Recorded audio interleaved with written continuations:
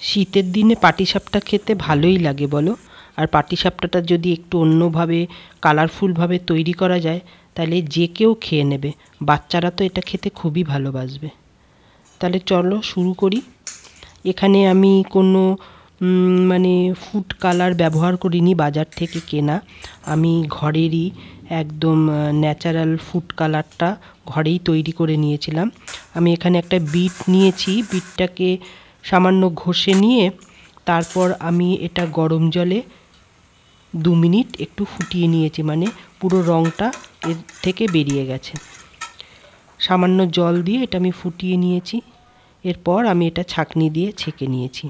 এরকম করে food colour বানাবে, খুব সুন্দর রঙটা হয় আর মানে দেখতে তো সত্যি খুব ভালো হয়। আমি 1 ঘন্টা আগে সুজি আর দুধ একসাথে মিশিয়ে রেখেছিলাম যাতে সুজিটা গলে যায়। তার মধ্যে আমি খেজুরের গুড় দিলাম আর দিলাম 2 চামচ বড় বড় চালের গুঁড়ি।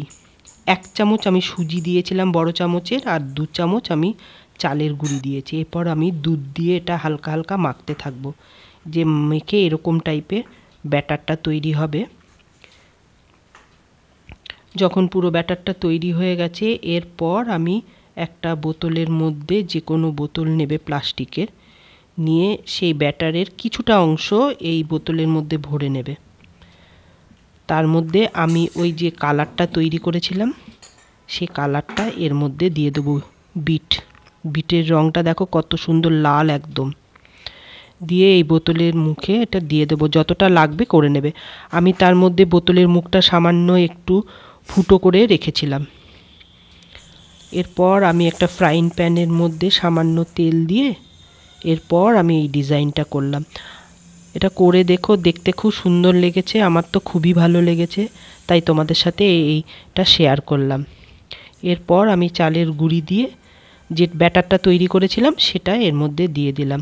আর নারকেলের খেজুর গুড় দিয়ে আমি আগেই একটা ক্ষীর তৈরি করে রেখেছিলাম, পাটিসাপটায় যেমন করে সেটা দিয়ে দিলাম। দিয়ে আমি এবার আস্তে করে ভাঁজ করে নিলাম। করতেও আমার খুব ভালো লেগেছে, যেহেতু একটা নতুন রেসিপি, দেখবে করতে ভালো লাগে আর জিনিসটা যদি খুবই ভালো হয় তাহলে তো আরও ভালো লাগে। দেখো দেখতে কত সুন্দর হয়েছে, তোমরাও করে দেখো, ভালোই লাগবে।